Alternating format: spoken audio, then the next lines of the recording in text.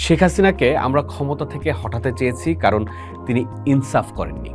পরবর্তী যে বাংলাদেশ তৈরি হয়েছে সেটার প্রধান উদ্দেশ্য হচ্ছে ইনসাফ। শত্রুর প্রতিও ইনসাফ থাকবে, শেখ হাসিনার প্রতিও আমাদের ইনসাফ থাকবে।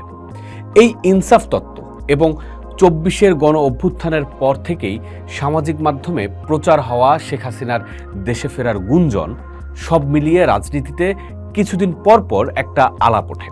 সম্প্রতি এক সেমিনার ও তাতে অংশগ্রহণকারীদের কেন্দ্র করে নেটিজেনরা যখন বলছেন এভাবেই ফিরে আসে আওয়ামী লীগ, এমন প্রেক্ষাপটে ফেসবুকে পোস্ট দিয়ে আবারও আলোচনায় সাবেক অন্তর্বর্তী সরকারের উপদেষ্টা মাহফুজ আলম।